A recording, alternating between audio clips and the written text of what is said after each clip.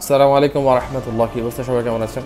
মুনিশাকে তার ঐতিহ্য জীবনের কৃতকর্মের জন্য, দেশদ্রোহী কর্মকাণ্ডের জন্য এবং কি বিভিন্ন সময়ে বাংলাদেশকে বিভিন্ন বিদেশীয় আগ্রাসন বাংলাদেশে সম্প্রচার করার জন্য যেই নারী সব থেকে বেশি, আমি ধর্ম বর্ণ নির্বিশেষে বলবো, হতে পারে সে হিন্দু, ধর্ম বর্ণ নির্বিশেষে যেই মহিলা বিদেশীয় আগ্রাসন বাংলাদেশে প্রমোট করার জন্য কাজ করেছিলেন, তার মধ্যে অন্যতম হচ্ছে গিয়ে এই মুন্নিশা।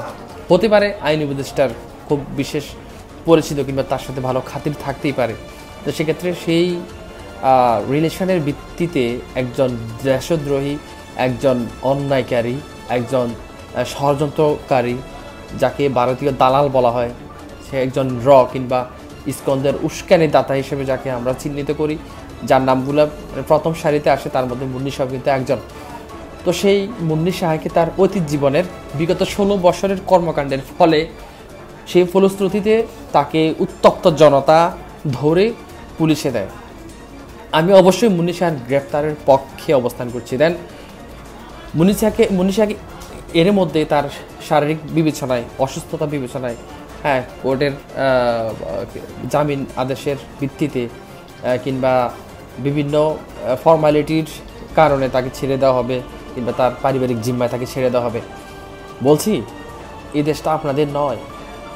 এই বৈষম্য বিরোধী ছাত্র আন্দোলনের পরে আজকের এই দেশ স্বাধীন। আপনারা চাইলেই নিজের মতান্তরে আপনারা একটা সিদ্ধান্ত নিতে পারেন না। আপনারা তো পারলেন না গত 16 বছর এই বাংলাদেশটাকে স্বাধীন করতে। আপনারা সবাই নিপীড়িত, নির্যাতিত। আমাদের দেলোয়ার হোসেন সাঈদী সাহেব যখন অসুস্থ ছিলেন, যখন তার চিকিৎসার প্রয়োজন ছিল, তাকে কি ছেড়ে দেওয়া হয়েছিল তার পরিবারের কাছে? তাকে কি চিকিৎসার জন্য ছেড়ে দেওয়া হয়েছিল? বেগম খালেদা জিয়াকে কি ছেড়ে দেওয়া হয়েছিল? তাকে কি নজরবন্দি করা হয় নাই? তাকে গৃহবন্দী করা হয় নাই? তাকে কি জেলের মধ্যে রাখা হয় নাই? মুন্নি শাহ কি তাদের থেকেও বিশেষ ব্যক্তিত্ব হয়ে গেছে বাংলাদেশে? এই সমস্ত রাষ্ট্রদ্রোহী মহিলাকে অবশ্যই অবিলম্বে গ্রেপ্তার দেখিয়ে তাকে জেল হাজতে দিতে হবে এবং কি তার আইন অনুযায়ী ব্যবস্থা নিতে হবে। দেশের প্রচলিত আইনেই তার বিচার করতে হবে। সে অসুস্থ হতেই পারে। আমাদের মতিউর রহমান মিজানী সাহেবকে অসুস্থ ছিলেন না? আমাদের মুজাহিদুর সাহেবকে অসুস্থ ছিলেন না?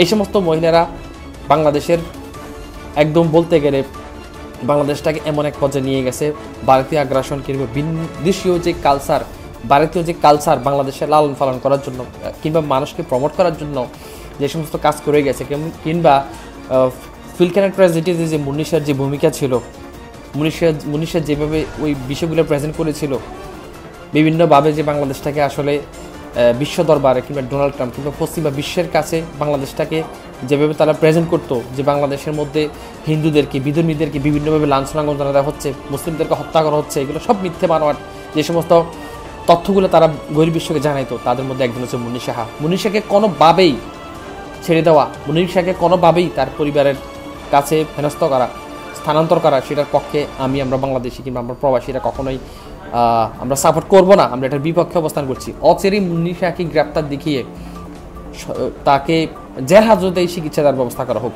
এই সমস্ত দেশদ্রোহীদেরকে এত কি জন্য আপনাদের কোত্থেকে, আপনাদের এত ললনা কান্না আসে, আপনাদের এত আবেগ কোত্থেকে আসে? আপনাদের মাত্র তো শুরু, আপনারা এখনই ফিরে যাচ্ছেন, এখনই আপনারা আবেগ দেখাচ্ছেন। এত আবেগ কোত্থেকে আসে আপনাদের?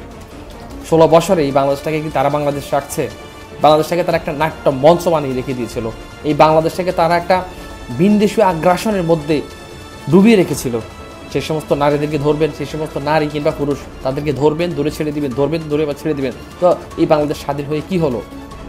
আপনাদেরকে এখনও আমি মনে করি সংবিধানে যেভাবে সংস্কারের প্রয়োজন, রাষ্ট্রীয় বিভিন্ন পরিচালনা সদস্যদের মধ্যে যেভাবে সংস্কার প্রয়োজন, আমি মনে করি আজকে অন্তর্বর্তী সরকারের অধীনে যারা কাজ করছেন, যারা বিভিন্ন মন্ত্রণালয়ের দায়িত্বে আছেন, আমি মনে করি এদের মধ্যে সংস্কারের প্রয়োজন।